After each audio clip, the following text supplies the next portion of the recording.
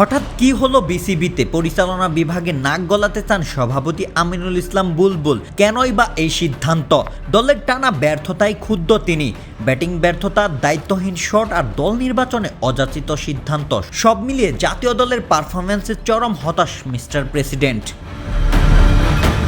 দলের এমন অবস্থায় চুপ করে বসে থাকতে চান না বুলবুল।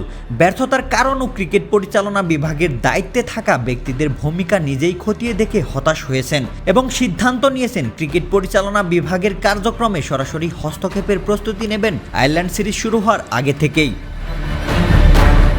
কালের কণ্ঠ পত্রিকার বরাতে জানা গিয়েছে, ক্রিকেট পরিচালনা বিভাগের চেয়ারম্যান নাজমুল আবেদিন ফাহিমের উপর পুরো আস্থা রাখতে পারছেন না সভাপতি বুলবুল। ওয়েস্ট ইন্ডিজের বিপক্ষে টি-20 সিরিজের হতাশাজনক হারের পর আয়ারল্যান্ড সিরিজের আগে থেকেই নিজ হাতে নিয়ন্ত্রণ নিয়ে পরামর্শ দিতে চান বিসিবি প্রধান।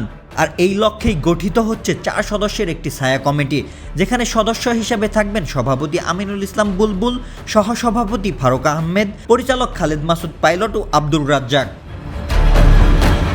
এই কমিটি সরাসরি দল গঠন ও নির্বাচকদের পরামর্শ দেবেন। ক্রিকেট পরিচালনা বিভাগেও থাকবে তাদের সক্রিয় তদারকি।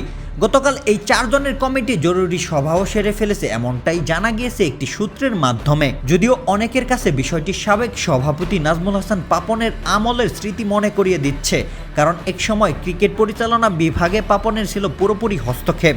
তবে বুলবুলের দাবি দলের স্বার্থেই এমন সিদ্ধান্ত। অভিজ্ঞ সাবেক ক্রিকেটারদের নিয়ে গঠিত এই ছায়া কমিটি আগামীতে দলের পারফরম্যান্সে কতটুকু ইতিবাচক পরিবর্তন আনবে সেটি সময়ই বলে দেবে। রৌশন মনির, আলটিমেট স্পোর্টস।